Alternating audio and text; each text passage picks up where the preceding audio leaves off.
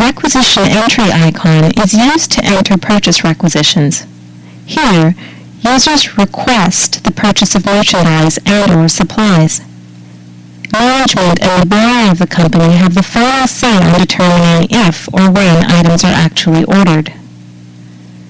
The word "new" within the requisition number field indicates that the system accesses the next sequential requisition number when the document is posted. For new documents, leave this field so the system increments sequentially. Selecting an existing requisition number to access a previously posted requisition for further edit or review.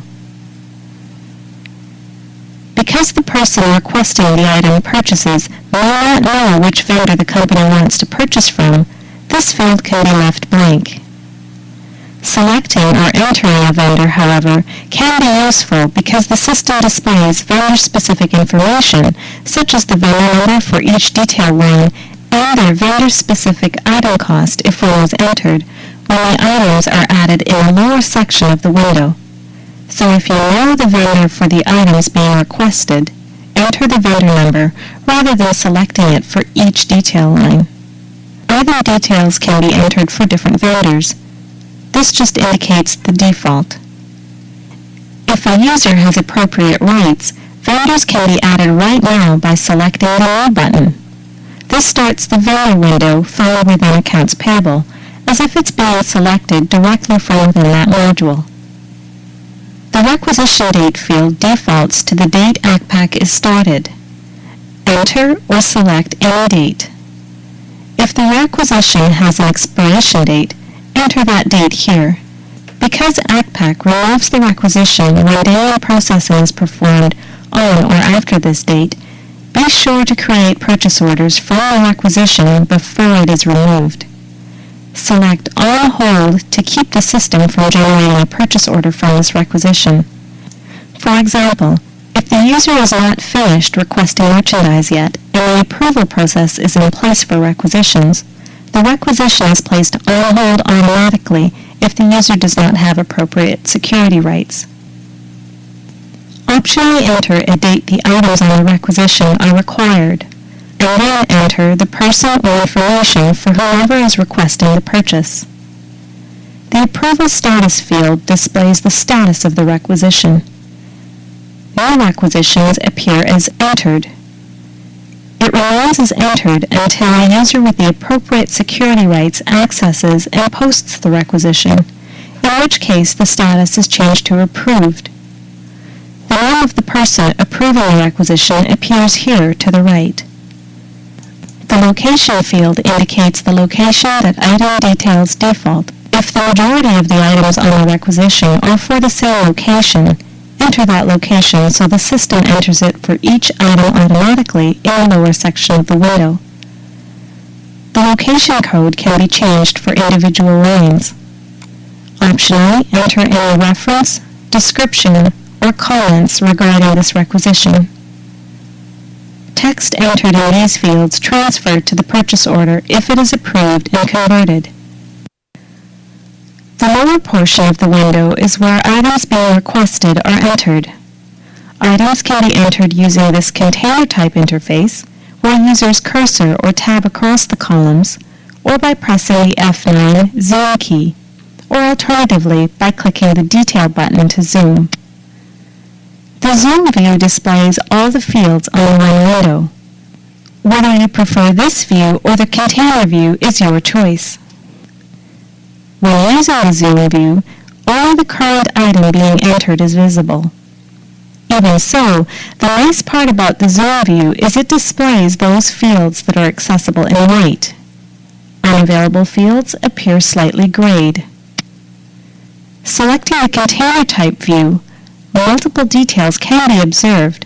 However, all the fields appear identically, whether they are valid or not for the particular item being entered. Accpac skips the fields that are not valid, but they cannot be distinguished from valid fields visually. There are two types of items that can be entered on purchase documents: an item that exists in inventory control or a non-existent inventory item. assuming they are allowed within the PO options window discussed earlier. Enter or select the item being requested. Once selected, Purchase Orders displays the description of the item if it exists in inventory, and the default settings to several fields based on the item and vendor, if entered. If a vendor code was not entered within the header section above, optionally enter a vendor code for this particular item, or if one was entered, accept it or change it to the correct vendor. If the vendor field is left blank, the vendor can automatically or manually be assigned later when a requisition is converted into a purchase order. The name of the vendor entered appears next. Enter the location where the item is to be received. The Drop Ship field, if selected, allows the item to be shipped directly to the desired ultimate destination. The items can be directly shipped from the vendor to a particular address entered in this window. A specific inventory location address, a customer's billing address, or a specific customer ship-to address. Enter the quantity to be requested in the Quantity Ordered field. This item is available in various units of measure. Next, optionally accept or enter the item cost if one is known. If a vendor was selected and a vendor contract cost exists for the item, the cost field displays the vendor-specific cost. Otherwise, the field displays the cost from inventory. The actual cost can always be adjusted on the purchase order later. The extended cost multiplies the unit cost by the quantity ordered. Changing the extended cost divides the cost by the quantity to arrive at the unit cost. To have the cost entered here become the default cost, if and when a purchase order is created from the requisition, select Yes. Otherwise, select No to have the system automatically calculate the cost when the purchase order is created. Again, either use the vendor's specific cost at that time or the item cost at that time. Accept or select the weight unit of measure and weight entered for the item in inventory control. If the vendor has their own item number scheme, accept or enter their item number in the vendor item number field. This way, when the purchase order prints, the PO can print the vendor's part number instead of your item number when ordering so they can easily recognize it. If the item is needed by a certain date, enter that date in the Expected Arrival Date field. If the item is needed to fill a particular sales order in order entry, enter that sales order number here. Optionally, enter any comments or instructions by clicking the blue up arrow. Comments and instructions print on various forms and reports. If a manufacturer's item number was entered in the item number field that references an actual stocked item number, that manufacturer's number appears here. And finally, optional fields. This is where optional fields specific to this item detail are entered. Optional fields assigned to the requisition as a whole are entered using the Optional Fields page. Optional fields are discussed in the Sage Accpac Optional Fields course. The Totals tab displays the total amount of the requisition. Since no transactions are generated from a requisition, this information is for inquiry purposes only.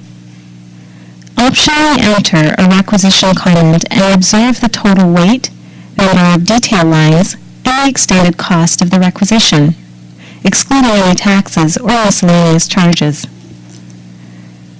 The bottom portion of the window contains another row of buttons which are visible from any page. Select the Post button when the requisition is ready to be posted. Click the Delete button to remove the requisition entirely. To delete a specific detail line, highlight the line and press the Delete key. The History button inquires on previous purchases for item and vendor combinations. For example, you may want to know which vendors you purchased fluorescent disc lamps from in the past. Choose Item Number in the Select By field and enter the desk lamp item number. Then click the Go button, this double blue arrow, to display the matches. This inquiry window also provides further drill down into the details of a particular document by highlighting the document and selecting the Details button. This displays the invoice information as well as any associated documents, such as credit notes or receipts that have been created that relate to the document. When the requisition is complete, click the Post button. Optionally print the requisition now or print it later. Let's take a look at purchase order entry.